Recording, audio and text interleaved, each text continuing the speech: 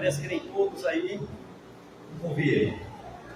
Lamentações de Jeremias, capítulo de número 5, versículo 21, que diz assim, a palavra de Deus: converte-nos, Senhor, a Ti, e nós nos converteremos. Renova-nos, assim como dantes. A leitura já está feita. E deixa um complemento, depois com calma você reflita. Mateus, Evangelho, capítulo de número 2, versículo 23. Para cumprir as profecias dos profetas. Está lá a resposta. O nome dele é Nazareno. Pastor Fabiano, o que isso tem a ver? Observe só. Sou pentecostal como você é, gosto do glória, gosto do aleluia. Só não acredito que tudo isso tem efeito sem palavra. A palavra, ela é a nossa única regra de fé e prática. Vamos então para a palavra. O profeta Jeremias, o que acontece com o profeta Jeremias? Ele via acontecer com a cidade dele coisa que não era novidade para ninguém, porque Deus não deixa acontecer nada, sendo que antes ele não avisa. Todo mundo ali estava avisado, fingindo que não sabia. Há muito tempo que Deus estava mandando profetizar. O que Deus estava mandando profetizar? Depois você confira aí. Profeta Isaías, que foi antecessor do profeta Jeremias, Deus manda ele profetizar.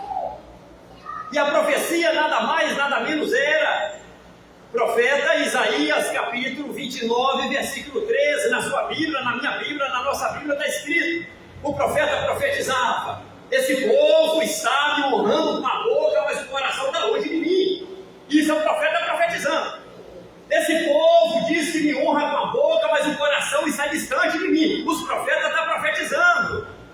Só que ao invés do povo receber a palavra, o povo achou mais fácil matar o profeta Isaías. É mais fácil matar o profeta do que receber a mensagem do profeta. A Bíblia diz que então os demais profetas prosseguiram profetizando.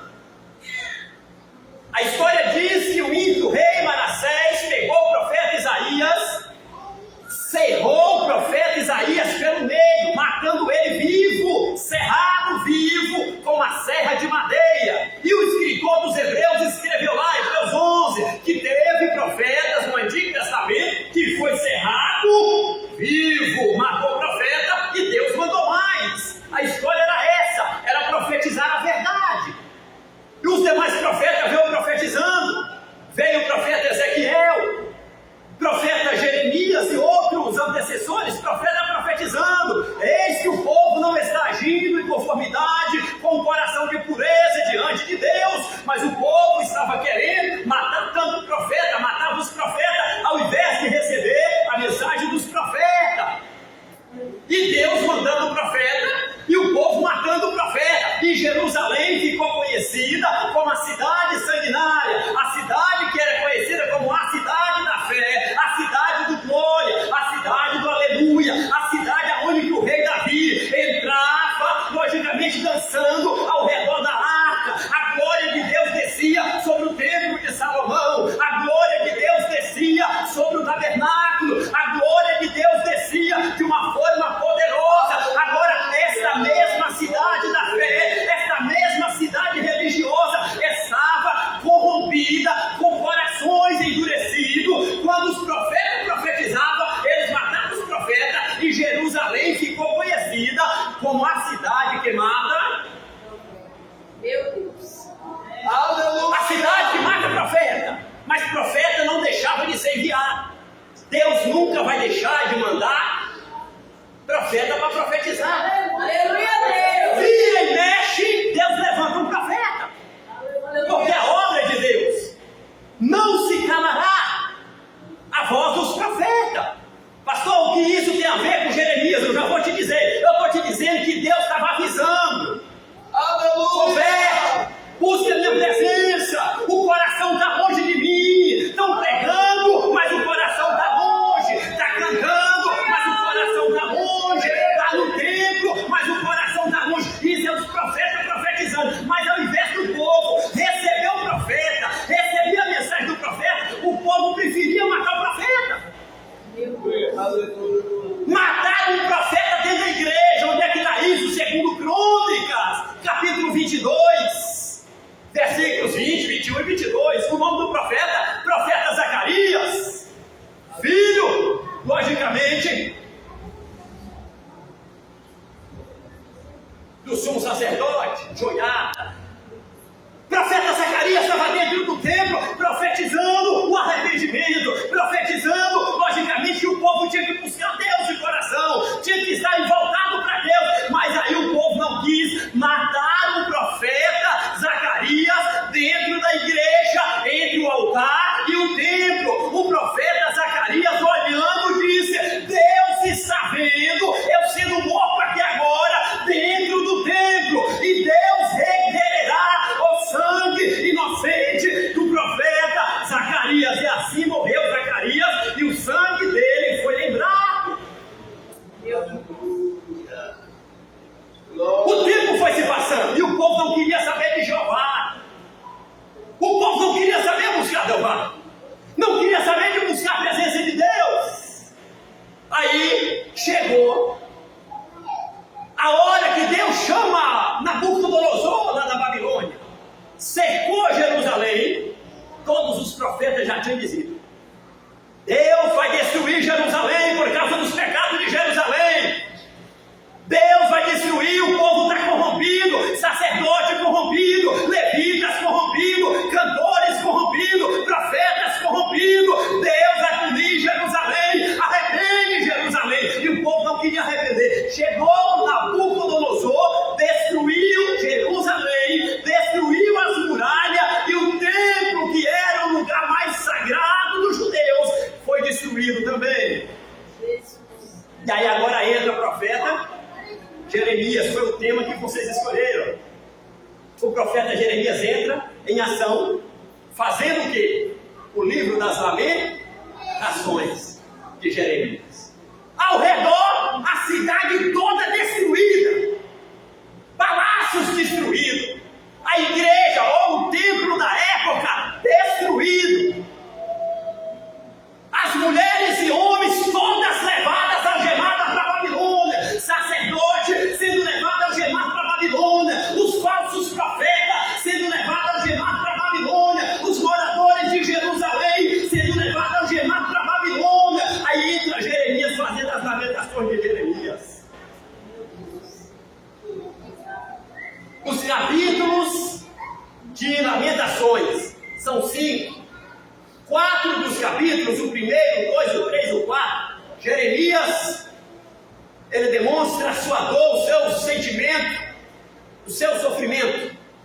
Ele demonstra isso falando mensagem poética, tipo assim, expressando a dor com mensagens poéticas.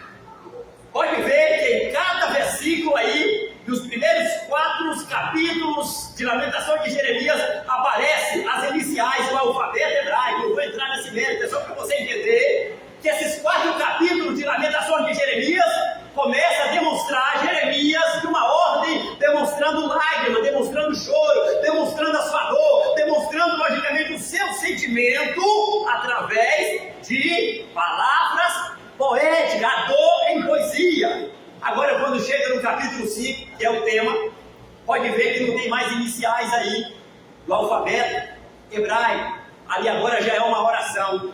O povo agora está orando, Jeremias está orando.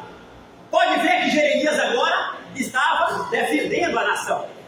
E agora, quando entra o versículo 21, O profeta Jeremias está dizendo: converte-nos a ti, Senhor, e nós converteremos ao Senhor. Renova-nos como antes. Ou seja, depois que a cidade estava arrasada, a cidade estava destruída e o povo foi avisado. Todo mundo foi avisado, porque Deus, repetindo, não fala nada antes de avisar seu povo. Depois que estava tudo arrasado, tudo destruído, agora lá vem a oração de desespero, e a oração, logicamente, depois de ver tudo agora embaixo em ruína. Converte-nos a ti, Senhor, e nós nos converteremos. Embora, preciso te dizer que a conversão, ela demora anos. A conversão não é na hora. Livro de Lucas, capítulo 22 e 32, teve um apóstolo que andou com Jesus mais de 3 anos e não era convertido. A Bíblia diz isso. Pode ler aí, Lucas 22 e 32. Jesus chegou para o apóstolo Pedro e disse: quando tu te converteres, está na palavra, não é eu, é Jesus que diz isso na palavra. Aleluia! Andava com Jesus e não era convertido. Jesus fazia milagre, ele não era convertido. Chegou até a andar sobre as águas com Jesus, mas não era convertido. Viu Jesus multiplicar pão e peixe, mas não era convertido. Foi até para o monte com Jesus diversas vezes orar, mas não era convertido. Isso é eu que estou dizendo, é a palavra. Diversas vezes e ocasiões estava só Jesus, Pedro, Tiago e João, mas mesmo assim ele não era convertido.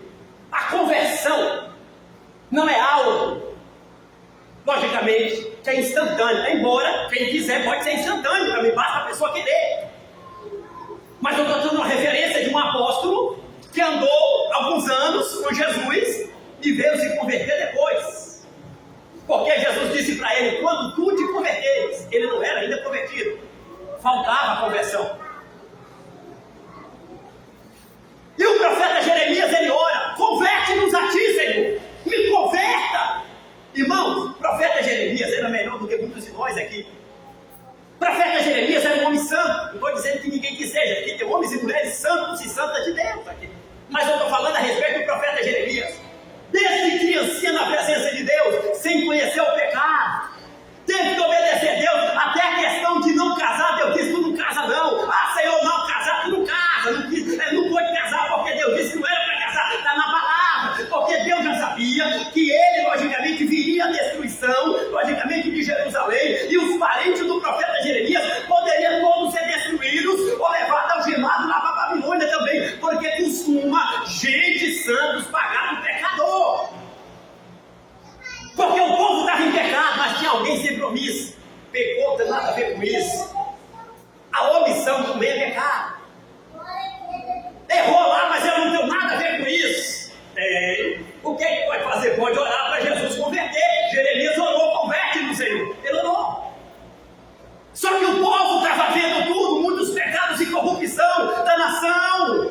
Mas vou fechar os olhos e fingir que não estou vendo nada, não tenho nada a ver. Na hora da punição, puniu tanto os culpados como os inocentes. Os inocentes pagou o culpado. E agora, a Bíblia diz que Jeremias ora: me converte no Senhor. E bem, em outros livros Deus já havia prometido. O que é que Deus já havia prometido? Pode ver, no livro do profeta Isaías, capítulo 11, Deus fala uma promessa de um broto, de um renovo que brotaria da descendência de Jessé, Davi. Aí vem quem? Profeta Jeremias, capítulo 23, versículo 5, profetizou lá: Jeová Tsequenu, o Senhor virá com justiça, ele será juiz e ele vai trazer renovo. Ok. O pecado era tão grande da nação de Israel que Deus já havia falado, mas eles não queriam escutar. Profeta Jeremias, segundo a história, pegaram ele, levaram para o Egito, mataram o profeta Jeremias, apedrejaram até sangrar.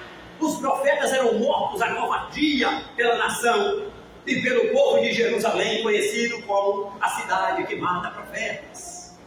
Mas a oração de conversão ficou lá. E aí, no Novo Testamento, lá vem a resposta de Deus para a conversão. Para a conversão, lá vem a resposta de Deus. O Nazareno, Jesus nascendo, para cumprir, conforme foi citado, livro de Mateus, capítulo 2 e 23, para cumprir as profecias dos profetas. O nome dele será Nazareno, um monte de significado, porque morava em Nazaré e tal, mas um dos significados é aquele que está trazendo renovo, é aquele que está trazendo esperança, aquele que vai trazer o quê? Conversão nos corações. Um monte de significado tem, teológico, com diversos outros significados, cada um tem o seu significado. Falando de conversão, Jesus veio pregando conversão, veio pregando arrependimento.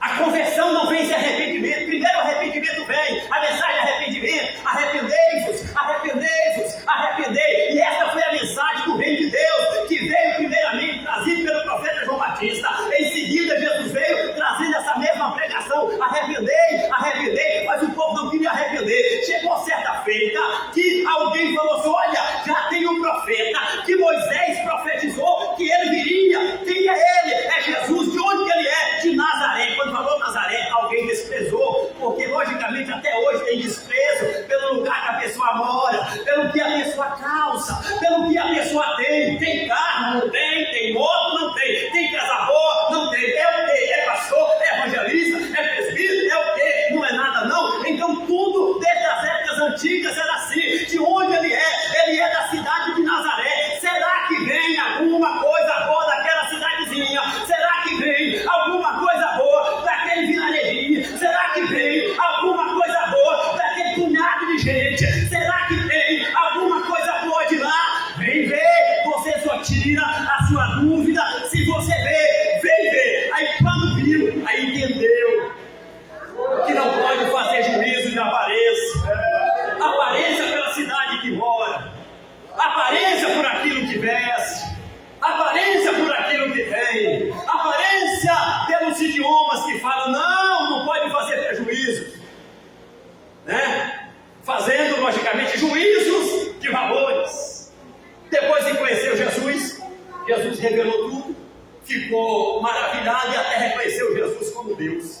Só que aí ficou a fama. Jesus de Nazaré transformou aquele homem que não acreditava no Nazareno. Quem era? Era um tal de Natanael, que é o mesmo chamado Bartolomeu. E rapaz, então vamos falar para frente. Ele vem falando: Jesus de Nazaré é profeta da Galileia. Profeta da Galileia é Jesus de Nazaré. É Jesus de Nazaré para lá, é Jesus de Nazaré para cá. O que isso tem a ver com conversão? Tem tudo, porque se tiver Jesus, vem conversão. Se não tiver Jesus, não tem conversão. Se tiver Jesus, tem libertação. Se não tiver Jesus, não tem libertação. Porque sem ele, nada do que foi feito se fez. Quem tem Jesus aqui, levante a mão e glorifique o nome do Senhor. Só que quando chegou o nome de Jesus de Nazaré, no meio dos doutores, no meio dos sacerdotes, no meio dos escribas e fariseus, os doutores da lei se reuniram e disseram: onde é esse homem que está trazendo conversão, que está trazendo renovo, que está aí cumprindo a profecia de Jeremias? Ah, pastor, mas está falando de Jeremias? Tem muitas passagens na Bíblia que falam do nome de Jeremias no Novo Testamento. Pelo menos 3 passagens. Mateus capítulo 2 e 17, a matança dos inocentes foi para cumprir a profecia do profeta Jeremias. Você é inteligente, você já leu para lá. Tem outra passagem, Mateus capítulo 27, versículo 9, naquela questão ali das 30 moedas de prata, que vendeu Jesus, Judas. Aí está escrito: para cumprir a profecia do profeta Jeremias. Aí quando você abre Mateus capítulo 16, versículo 4, Jesus chamou o discípulo para a região de Cesaré de Filipe e disse: olha, o que é que diz a meu respeito por aí? Alguém diz: tu és Elias, e o outro: tu és profeta João Batista, e vocês? Um diz que tu és profeta Jeremias. O nome de Jeremias foi citado diversas vezes no Novo Testamento. Só que quando o nome de Jesus chegou dentro do local Sabe o que foi que eles falaram? João Evangelho, capítulo 7, versículo 52. Os doutores da Bíblia, que se dizia leitores da palavra, que se dizia doutos, que se dizia logicamente pessoas que conheciam as Sagradas Escrituras, João Evangelho capítulo 7, versículo 52, reuniram lá, chamou o povo e disse: olha, esse Jesus de Nazaré aí, da Galileia, isso não é nada não, esse homem aí, ele é um farsante. Mas por quê? Porque nasceu, logicamente foi criado na Galileia e de Nazaré, embora nós sabemos que na Bíblia em lugar nenhum tem profeta que veio da Galileia. Mas não vem não, lógico que tem.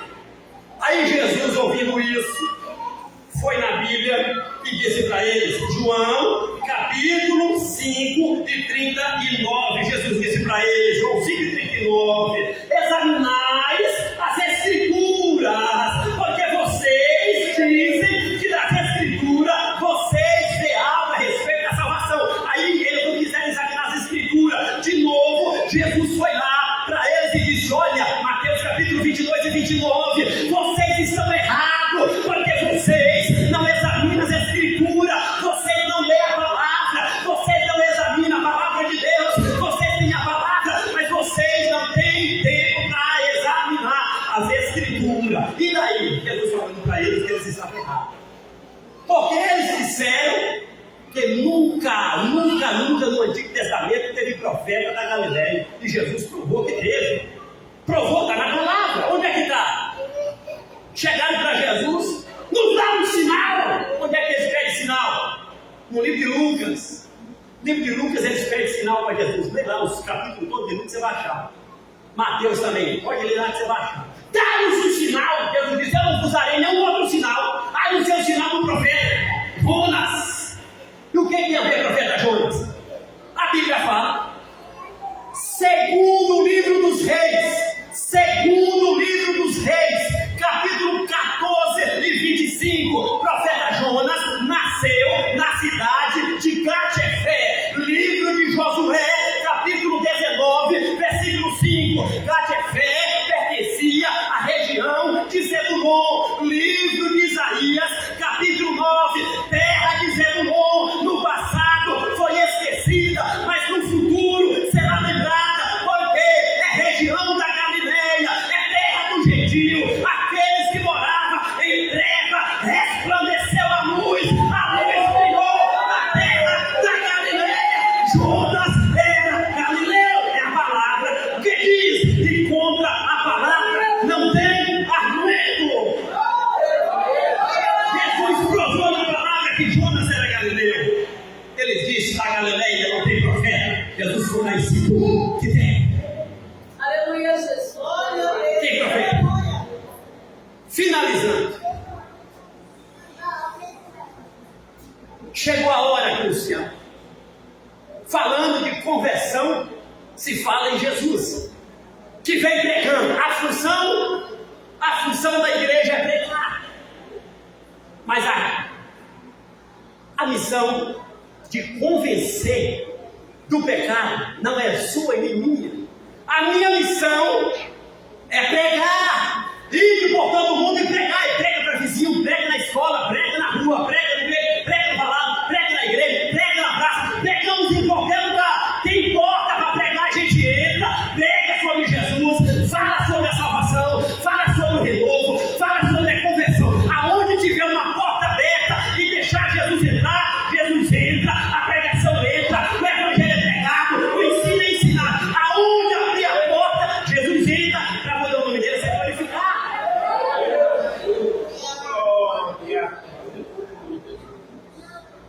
Aonde tiver, a missão da igreja é pregar, mas não é a nossa missão convencer o homem do pecado. A missão de convencer o homem do pecado é do Espírito Santo. Mas se converter, o homem também tem que querer. Tem que querer. Apocalipse 3 e 20, para finalizar e entregar o microfone. Eis que estou à porta e bato. Vale para pecador e vale para crente. Se alguém ouvir a minha voz e abrir a porta, eu entrarei. Isso é Jesus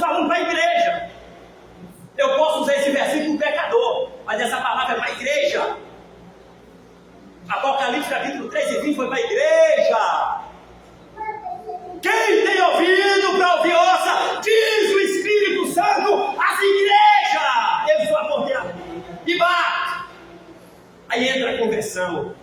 Quando Jesus entra, a pessoa luta, vai lutando, vai guerreando e vai lutando contra si, contra logicamente o eu, e vai orando, vai buscando, lendo a palavra, renunciando o pecado, renunciando tudo que não agrada a Deus, e a conversão vai fazendo parte, o Espírito Santo vai trabalhando, e daqui a pouco a pessoa logicamente no processo da conversão, e o renovo vem junto, a pessoa logicamente deixa tudo que não agrada a Deus para estar renovado. Renovado é voltar atrás, ou seja, começar de novo. Apocalipse está escrito: lembra-te do teu primeiro amor e volta lá atrás. Quem perdeu o amor, volte lá atrás e se renove, buscando esse amor e seja renovado. Quem nessa noite recebe renovo de Deus aqui, adore ao Senhor. Quem nessa noite recebe renovo de Deus aqui, receba nessa noite. Quem nessa noite é convertido,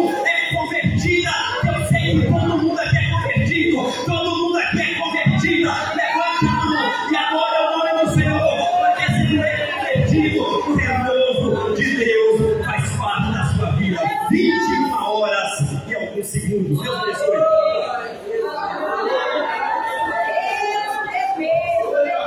Glória a Deus. Deus abençoe pastor Fabiano.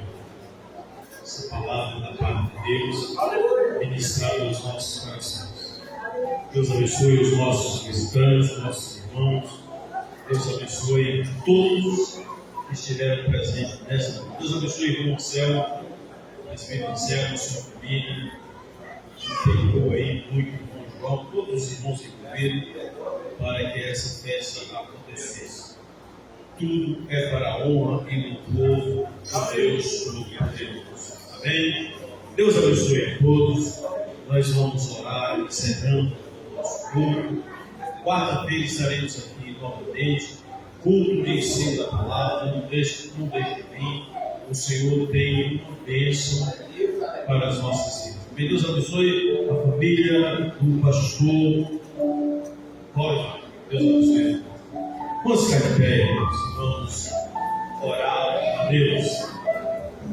Glória a Deus. Senhor Deus, nós oramos a Ti nesta hora. Te bendizemos mais uma vez na beleza da Tua santidade. Te louvamos, Deus, por cada vida que entrou na Tua casa. Senhor, nós ouvimos a Tua palavra, nós sentimos a Tua presença desde que entramos neste lugar. E agora rogamos, Deus, que tudo que vimos e ouvimos, que possa ficar em nossos corações. Deus, e que o Espírito Santo possa regar esta palavra e que venha gerar frutos para o teu reino. Nós oramos e rogamos a tua bênção. Nos leva para os nossos lares, nos leve em paz e nos dê uma noite de vitória. Oramos em nome de Jesus. O grande amor de Deus, nosso eterno Pai, a graça do nosso Senhor e Salvador